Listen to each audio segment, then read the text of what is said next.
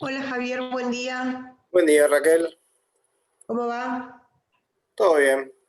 Bueno, hoy voy a estar con vos sola yo porque hay 3 Zooms en este horario y entonces le cedimos uno a Marina, que es de tercero, y Cintia se queda en el otro con primero.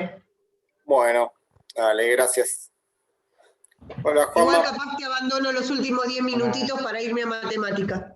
Sí, no hay problema, no te preocupes.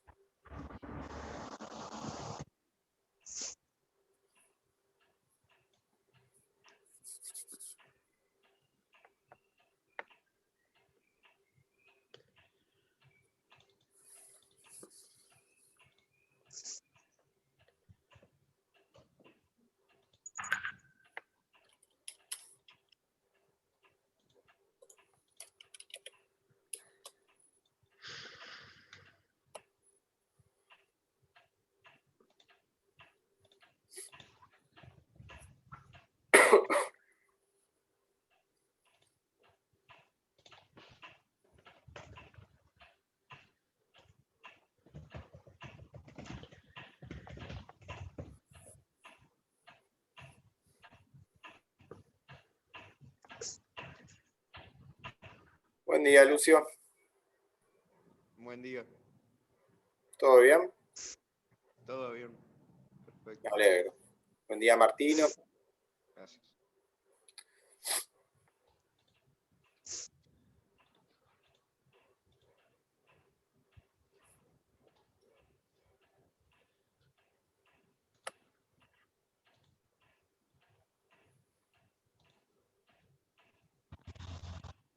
Parece que llegamos cansados al viernes, profe. Así parece. Buen día, profe. Buen día, Martino. Hola Martino, hola Lucio, hola Juan Manuel, ¿cómo Hola, va? Richard. Te hago una pregunta, Martino. Decime. Vos me habías mandado la actividad 32. Me escribió Cintia de que vos habías mandado la 31 y la 32. Sí. La 31 no me llegó. Si podés reenviarla por las dudas. ¿No? No, por eso Bueno, digo, dale. te aviso por las dudas. De la 32, Bueno. sí. Y esa te contesté, Dale, de gracias. hecho, el mail ya. Pero 31 no. Bueno, gracias. No, de nada. Sí, después te fijas por las dudas, ¿viste? De última lo reenvías y listo. Bravo los varones, parece que son los valientes. Así parece. ¿Cómo estuvo la ESI ayer con ustedes? Excelente, profe, excelente. Segundo y tercer año que estuvieron juntos, fue un Zoom súper participativo, muy bueno. La verdad que muy bien. Primero también había participado Primero bastante. también, sí, primero también. Primero estuvo solito porque habíamos invitado a los chicos de séptimo grado, pero tenían otra actividad y no pudieron acompañarnos. Pero primer año también estuvo, la verdad que nos dejó muy contentos a todos, más que nada a las organizadoras. Y sí, todas las intervenciones fueron muy importantes y muy pertinentes. Sí, qué bueno que se copen tanto con un espacio así, porque no sucede en todas las escuelas, no siempre pega tanto, pero la verdad que me saco el sombrero por los chicos y chicas del CEM en ese Lo sentido. que pasa también, Javier, hay que tener en cuenta que en el caso de nuestro colegio, Romy, que es, digamos, la que coordina, también es una profesora que para los chicos es una profesora muy presente, muy cercana. Entonces eso también de alguna manera da ese espacio y ese entorno propicio justamente para abrirse, porque muchas escuelas lo manejan desde, no sé, desde lo académico, desde, no sé, una conferencia, una cosa así, y capaz que convocando gente que uno no conoce, y obviamente que uno frente al que no conoce no va a poner no le va a dar a conocer cosas tan íntimas o que de repente a uno le generan tantas dudas como para hablarlas con un extraño. Entonces, en este caso, A nosotros eso nos beneficia y la verdad que nada, estamos muy, muy contentos. Sí, sí, la verdad que como que la cercanía potencia el espacio, creo, tal cual. Bueno, somos los chicos y Raquel pareciera porque... No me discriminen por ser mujer, por favor, si no... Para nada. Lo último que haríamos. Bien, si no les molesta voy empezando porque ya son y 36. Sí. Como dijimos ayer, por respeto a los que se comprometen y se esfuerzan por estar en el momento que tienen que estar. Tal cual. Bien, una aclaración de un poco lo que voy a hacer hoy es como un salpiqué de varias páginas en realidad del libro para dar a grandes rasgos algunos detalles, algunas especificidades del régimen colonial en América, sobre todo centrándonos en la experiencia colonial española en América, un poco para que tengan un contexto de lo que fue, de cómo era, pensando sobre todo ustedes el año que viene. Porque ustedes el año que viene, Historia de Tercero, justamente trata y arrancan, digamos, con todo, con lo que es historia argentina, diríamos, ¿no? Primero y segundo es una historia más universal, le decimos más general, ¿no? En primer año, desde el Neolítico, ¿no? Y segundo año vemos Europa principalmente, pero ya ustedes el año que viene ya se ponen con lo local, diríamos. Y en ese sentido está bueno que tengan algunos elementos que les sirva para entender un poco algunos conceptos, algunas particularidades del espacio colonial americano. Ya en la actividad trabajaron un poco las autoridades españolas, autoridades americanas, que eran españolas pero en América, del gobierno colonial. Y hoy vamos a tratar de hacer un barrido un poco más amplio. Página 113 del libro, les recomiendo que se anoten las páginas, así van viendo dónde estoy sacando la información, así ustedes también la tienen. Habla de los cabildos, y me quiero detener en este detalle que no es menor. Los cabildos son como este gobierno local, ¿no? Autoridad local mínima del gobierno colonial en general. Tenemos las gobernaciones, los virreyes, pero digamos uno en el día a día, si vivía en la colonia, digamos, ¿cuál era la autoridad con la que se iba, digamos, a encontrar? Sobre todo era el cabildo. Se ocupaba de las cuestiones municipales, diríamos, ¿no? Del gobierno local. Es un espacio de un contacto menor, claramente, ¿no? Más pequeño, más reducido, donde se pueden encontrar los habitantes de las diferentes ciudades coloniales. Ahora bien, aclarar esta categoría porque juega un rol muy importante después en los sucesos argentinos, sobre todo en la Revolución de Mayo y los sucesivos, digamos, momentos políticos, ¿no? Mientras existen los cabildos, que es la categoría de vecino. ¿Quiénes son los vecinos? Que son los que participan en los famosos cabildos abiertos. Ustedes, me imagino, de la primaria habrán escuchado del 25 de mayo el cabildo abierto. Bueno, ¿quiénes son los que participan realmente ahí? ¿Es toda la población de una ciudad? No, son los vecinos. ¿Quiénes se consideran los vecinos? Son jefes de familia, españoles y criollos, ¿no?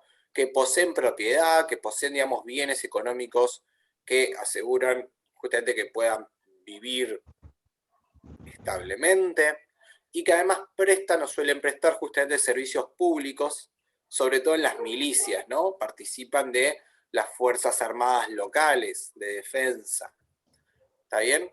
Justamente los vecinos de alguna forma representan al resto de la población en el cabildo, ¿no?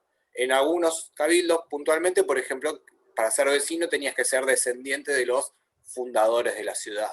En otros era un poco más flexible y amplio, y si uno llegaba a tener propiedad, ¿no? Dentro de los límites de la ciudad, llegaba a tener una casa, una estancia, un campo, digamos, ya era considerado vecino. pero se accedía a esa condición a partir de ser propietario y de ser español o criollo. ¿Está bien? No cualquiera podía ser vecino. Y obviamente estamos hablando siempre de hombres, ¿no? Eran jefes de familia. Pensemos una familia, una estructura familiar y social estructurada a partir de justamente un jefe de familia bien, digamos, paternalista, patriarcal, por así decirlo. ¿Está bien? Obviamente tiene más detalles el cabildo, pero lo que a mí me importa es que entiendan esta categoría de vecino. ¿Alguna pregunta, duda sobre esta categoría? No. ¿Se entiende un poco de lo que es el vecino entonces? Sí. Ok. Vale. Digo, como verán, es una categoría política, no es tanto como el vecino como hoy en día usamos como mi vecino que vive al lado mío, ¿no? O en la misma cuadra. Es una categoría mucho más específica. Esto página 113. Pasamos a la... Sí, Javier, ¿en qué participaban? los vecinos participaban en los cabildos, ¿no? En el gobierno local en la América colonial. Por ejemplo, los cabildos abiertos, que eran reuniones abiertas de todos los vecinos, y si no, ¿no? Obviamente, diferentes cargos públicos que iban rotando, se iban eligiendo, eran, digamos, ocupados por los vecinos, pero digo, eran que desprendían de participar en el cabildo. Bien. Página 122, hacemos un salto. Quería hablarles un poco de lo que son las jerarquías sociales que hay en la América colonial. Desde un primer momento se plantea América, digamos, como un espacio que está dividido en dos repúblicas, las llamadas dos categorías de población. La República de Españoles y República de Indios. ¿Quiénes conforman la República de los Españoles, esta categoría? Los españoles peninsulares, o sea, los que nacieron en España, en la península, y ¿no? Los blancos, o sea, descendientes de peninsulares, nacidos en América, que se llamaban criollos. ¿Está bien? O sea, los blancos nacidos en América, criollos. Los blancos nacidos en España, peninsulares. Conforman los dos este grupo social de los españoles. Obviamente el peninsular en esta escala social, jerarquía social, está por arriba del criollo. ¿Está bien? En la otra, digamos, República de los Indios, conformada por los indígenas, justamente, ¿no? Los pobladores locales de América, los pueblos conquistados. A esto hay que agregarle que después, justamente a partir de la crisis demográfica sufrida por los indígenas, ¿no? A partir de la conquista y de su uso extensivo, intensivo como mano de obra, que mueren muchos, va a haber, ¿no? Toda una importación de esclavos africanos para que trabajen como mano de obra. Entonces, también va a estar este otro sector, ¿no? Justamente de los africanos, principalmente 99% en calidad de esclavos, ¿no? Pero obviamente, digo, las sociedades se van complejizando, no son tan así compartimentadas, y se empiezan a dar uniones buscadas o no, muchas veces obviamente en la ilegalidad, porque en realidad no se podían estar cruzando algunos de estos grupos sociales entre sí, pero se va a dar, obviamente, ¿no? Se van a cruzar digamos, se van a generar familias, ¿no? Compuestas de alguna forma. Y ahí van a empezar a ver, digamos, otros grupos sociales, ¿no? Que podemos ya llamarlo castas, ¿no? Que son como mezclas de estas otras castas.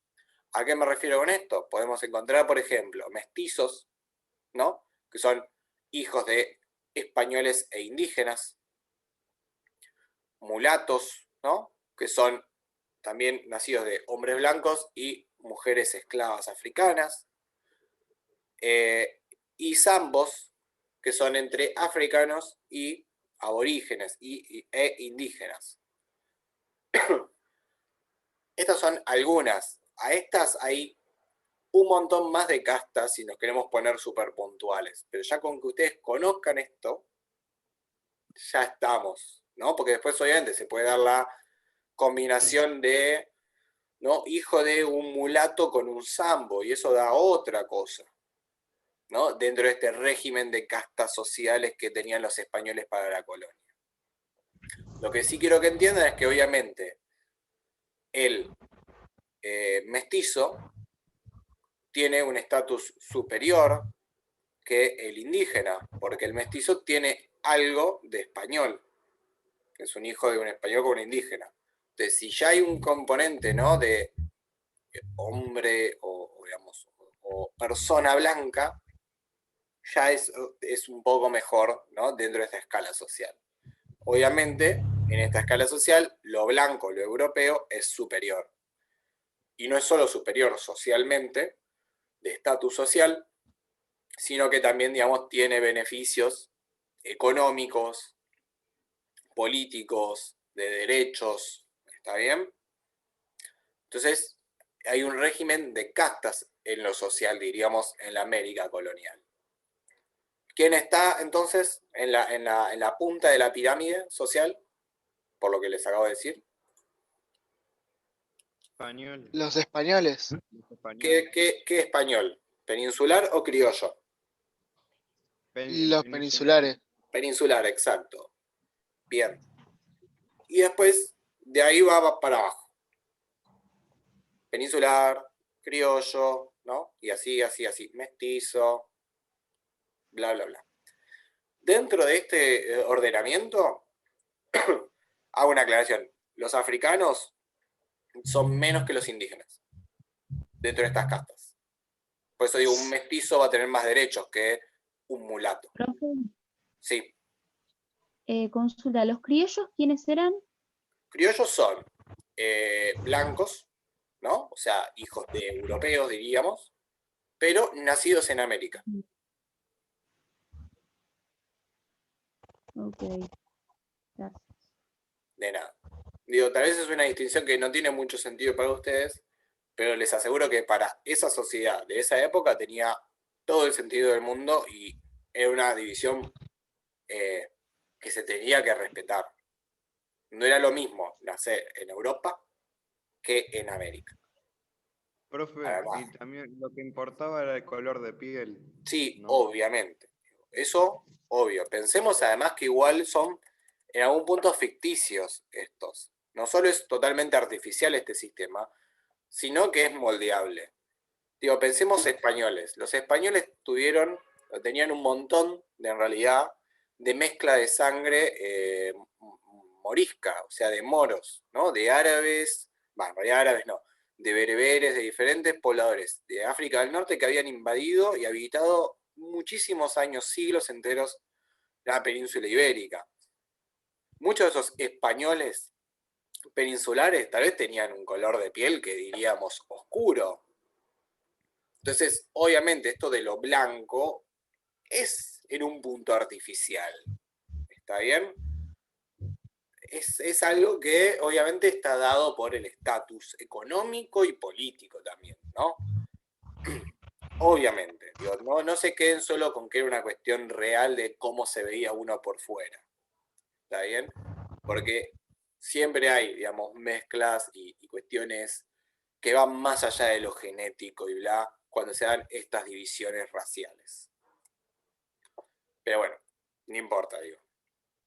No vamos a complicarnos tanto la vida, pero está bueno que sepan que está este régimen de... Ahora, perdón.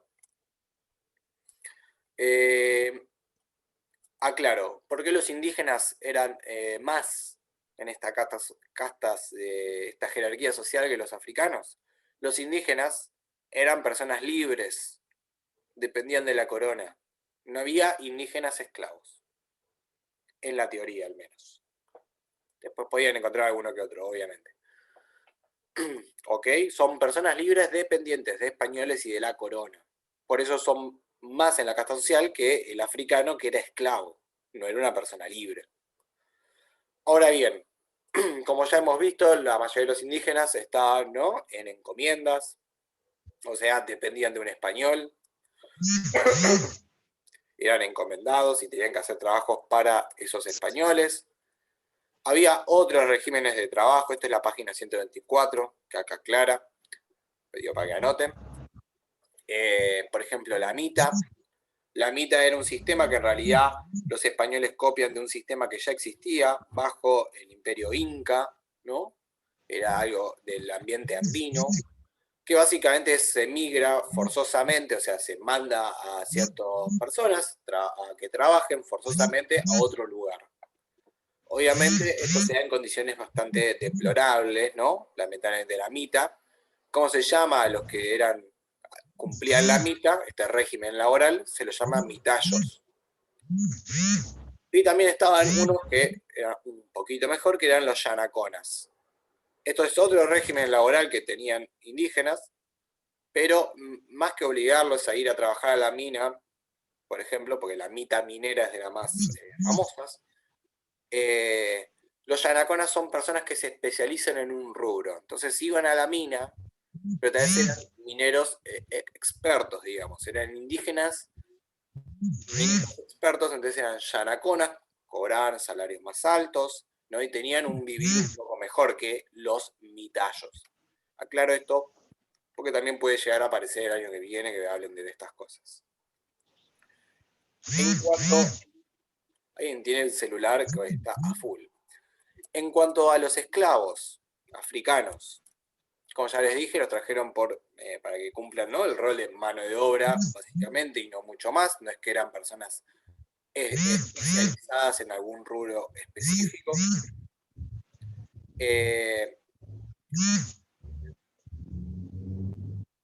Ok.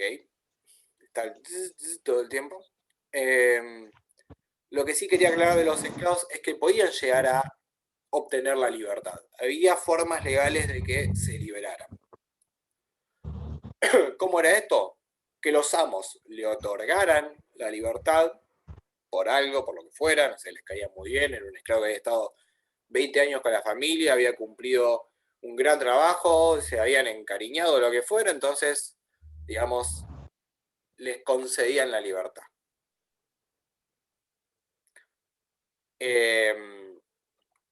Otra forma es que los propios esclavos podían comprar su libertad. Obviamente, imagínense que esto era muy difícil porque los esclavos no recibían, digamos, un salario que podían ahorrar, no tenían propiedades propias, era muy difícil para un esclavo llegar a ahorrar el dinero, digo, era en cara comprar la libertad, que, digamos, era algo muy atípico. ¿Podía llegar a pasar? Sí. Muy difícil que pasara, pero podía llegar a pasar. Ahora, cuando un esclavo se liberaba, no era persona libre y nada más. ¿Ok? Esto es muy importante entenderlo.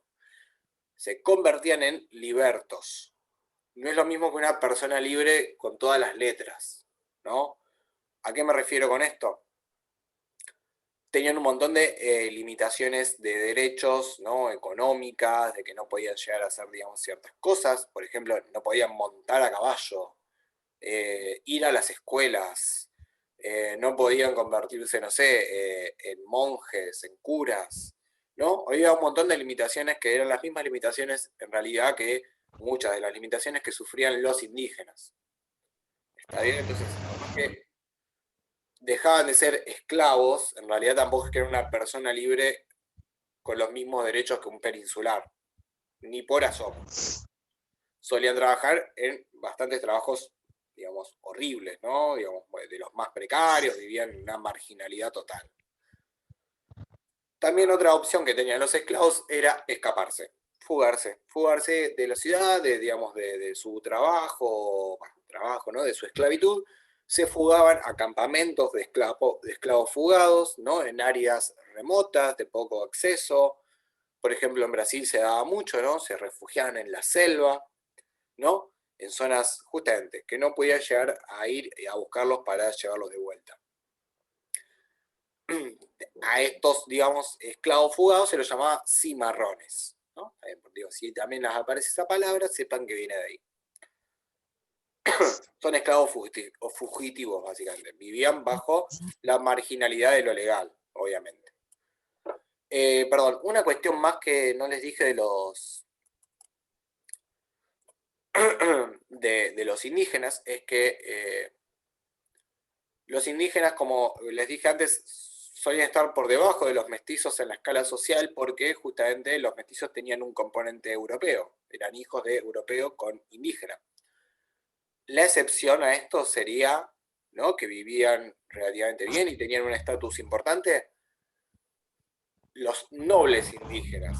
Pensemos que en muchos ámbitos del espacio andino sobre todo, o de diferentes, digamos, espacios colonizados, había indígenas como curacas, como caciques, que tenían, digamos, un estatus de noble, que eran líderes de sus comunidades, ¿no?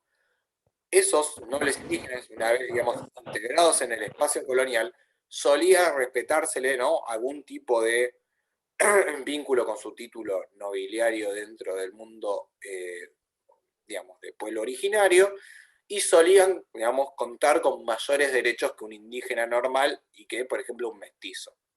Obviamente no estaban en el estatus de un blanco, eso obvio que no, pero sí tenían un mayor estatus social. Bien, ¿alguna pregunta sobre esto de las castas, del ordenamiento? Pregunten, en serio, ¿eh? ¿No? No. Okay. No. Creo que no, igual si se me ocurre una pregunta te la digo. Ok. Bien. No se podía ascender. ¿Cómo? No se podía ascender. Ascender socialmente, sí. Era limitada la opción, pero uno podía ascender socialmente. De hecho, hay por ejemplo mestizos que por alguna voluntad de la vida, casi les diría, ¿no?, por una buena fortuna en la vida, llegaron a hacerse una considerable suma y fortuna, tenían negocios exitosos, y un mestizo podía llegar a comprar papeles que certificaban que era, por ejemplo, criollo, y ascender, y dejar de ser mestizo legalmente.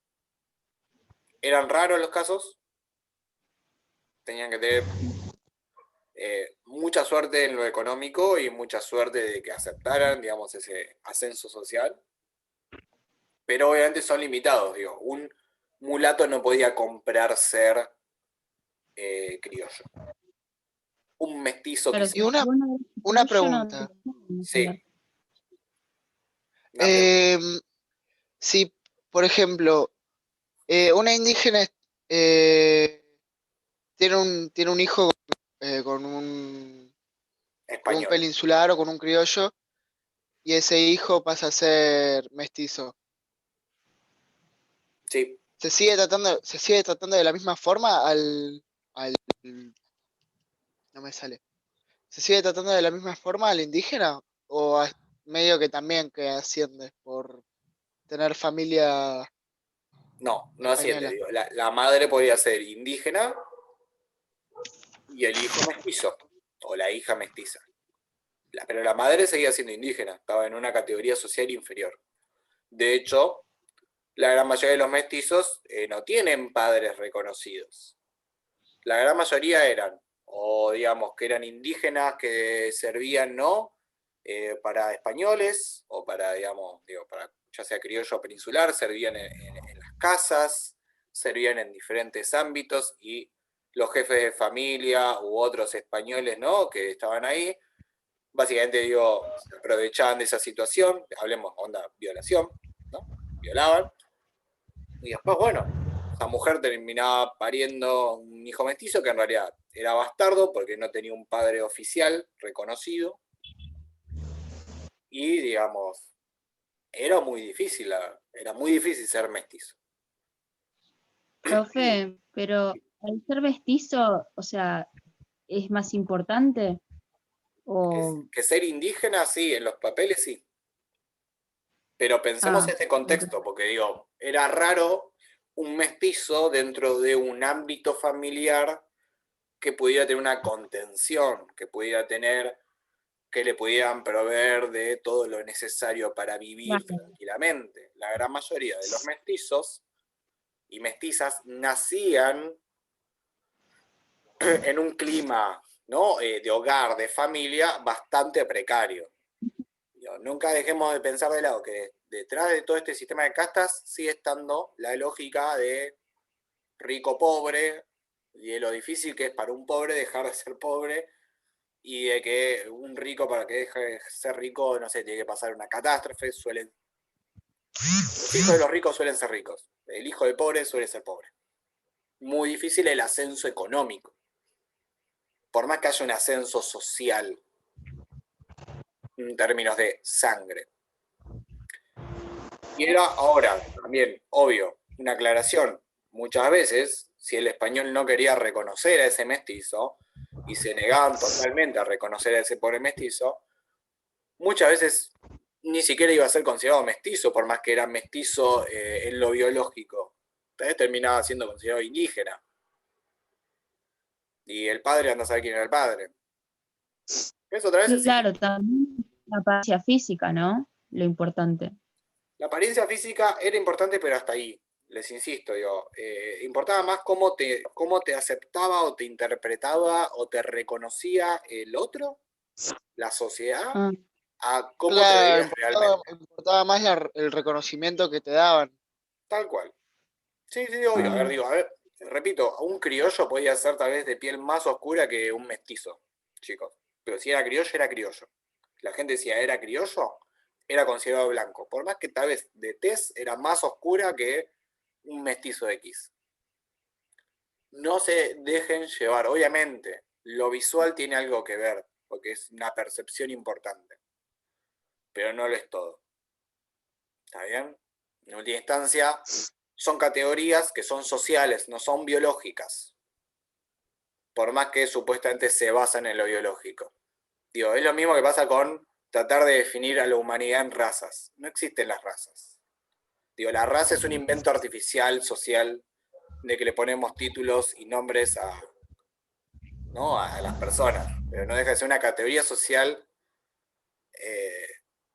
Y eso se nota mucho justamente en estos casos donde hay tanta mezcla que en realidad uno es difícil, digo, porque sí, un blanco irlandés, todo colorado, lleno de pecas, tal vez es muy obvio que es blanco. Pero hay otros blancos que hasta qué punto somos blancos, digo, si nos llevamos por solo lo visual. Muy discutible. Son categorías... Perdón, profe, pero igual en ese momento justamente esto que estás explicando es lo que no se había dado. O sea, en realidad la mezcla se había dado entre españoles y los pueblos, digamos, que se habían encontrado en América, y convengamos que no había rubios de ojos celestes, ni pelirrojos con pecas, ni nada por el estilo, como para esta cruza. No, a ver, digo, por ejemplo, un sistema de castas en las colonias norteamericanas es otra cosa. Debe haber sido mucho más fácil desde lo visual, primero, porque los ingleses se mestizaron mucho menos, por ejemplo.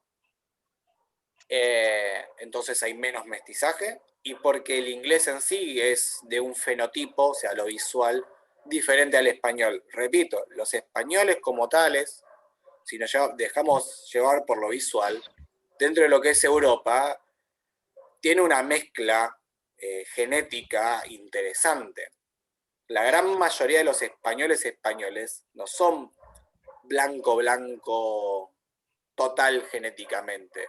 Hubo un gran mestizaje propio en la península ibérica entre pobladores de africanos del norte, de África del Norte, pobladores europeos, algunos celtas, algunos, digamos, romanos, algunos de un montón de regiones. Entonces, digo, llevarse por lo físico es, en el mejor de los casos, dudoso. Lo que quiero acá, obviamente, digo, es discutir un poco la idea de que digo, el blanco era blanco en sí. Digo, es una categoría social, puede cambiar, es mutable. A eso voy. ¿Hay ascenso social? Sí. Y eso también prueba de que es una categoría social, de que uno literalmente podía comprar, dejar de ser mestizo y pasar a ser criollo. Uno literalmente podía pedirle al rey demostrar que tenía ciertas riquezas y de que en realidad siempre había sido criollo, y con un pago importante y los contactos necesarios el rey te otorgaba una carta que decía: señor fulanito es criollo. No, era totalmente social. y artificial esa categoría. Una aclaración que sí, hago. Ay, se me fue la idea. Se me fue lo que iba a aclarar. Perdón. Perdón, se me fue totalmente... Se me escapó la idea en el aire. Perdón, ¿alguna pregunta más sobre este tema de las castas entonces? No, creo que yo no. Bueno, Yo no. igual, cualquier duda que hay, si se quedan pensando, uy, este caso cómo sería, me escriben por mail, yo no tengo ningún problema. ¿Está bien? Bueno. Bien. Nos queda poquito tiempo, pero les comento algo. La actividad económica colonial es principalmente, o el motor de la economía, mejor dicho, no es que es la única actividad económica que hay, va a ser la actividad minera, ¿no? La idea es sacar oro y plata de América y llevarlo a Europa. Por eso uno siempre, digamos, a mí me gusta usar mucho el ejemplo de Potosí, la ciudad de Potosí, como un ejemplo, ¿no? Como un microuniverso de lo que era la actividad minera y por ende la actividad económica colonial americana. No es el único ejemplo válido, pero es un ejemplo que refleja muchos, ¿no? Digamos, como sirve esto de paradigma, de entender, bueno, si entiendo Potosí, puedo replicar ese modelo a otros espacios coloniales americanos. Potosí es una ciudad que hoy en día queda en Bolivia, ¿no? En lo que ellos llamaban el Alto Perú. Para que se den una idea, Potosí tenía una población importantísima, alrededor del 1600, ¿no? Acá lo dice, 160.000 habitantes. Era más población de la que tenían París, Madrid, Sevilla, ¿no? Capitales de imperios, ¿no? Era una ciudad realmente importante y económicamente era el centro de América, diríamos. Y era justamente una ciudad de la que se sacó cantidades inconmensurables de plata, ¿no? Era una mina de plata. Y a través de Potosí, porque está en un lugar tan inhóspito, ¿no? 4.000 metros sobre el mar, no hay nada alrededor, dependía todo un sistema, había todo un sistema de todas las regiones aledañas que brindaban todos los demás recursos que necesitaba esta población inmensa que había en Potosí para vivir y seguir trabajando en la mina. Por ejemplo, trigo y maíz va a llevarse a Potosí de los valles, digamos, cálidos, como Cochabamba, ¿no? En la actual Bolivia hoy también. Textiles que iban desde Quito a Cusco, iban hacia Potosí. Vinos y aguardientes, ¿no? De la costa peruana y después incluso de ciertas partes de lo que hoy en día es Argentina. La coca, ¿no? Iba a venir de la yunga, que es como la selva, ¿no? Que es justamente en el oriente de los Andes. ¿Por qué era necesaria la coca? Porque estaban 4.000 metros arriba del nivel, sobre el nivel del mar. Masticaban coca para no apunarse, para poder laburar, trabajar ahí. Después incluso cacao desde Guayaquil, yerba mate desde lo que va a ser Paraguay, ¿no? Un montón de espacios de Sudamérica están asistiendo a este mercado importante de Potosí, ¿no? Toda la economía colonial gira en torno a Potosí. Es importante por eso. El territorio argentino va a proveer sobre todo mulas, ¿no? Y algunos textiles de lana. Nos estamos quedando sin tiempo, así me voy despidiendo. Chao Raquel, suerte. Nos vemos después. Nos vemos después en Ética a las 12:30, chicos. ¿Está bien? Dale. Y esto después lo seguimos. Mucha suerte. Nos vemos en un par de horas. Chao, chao. Chao. Chao.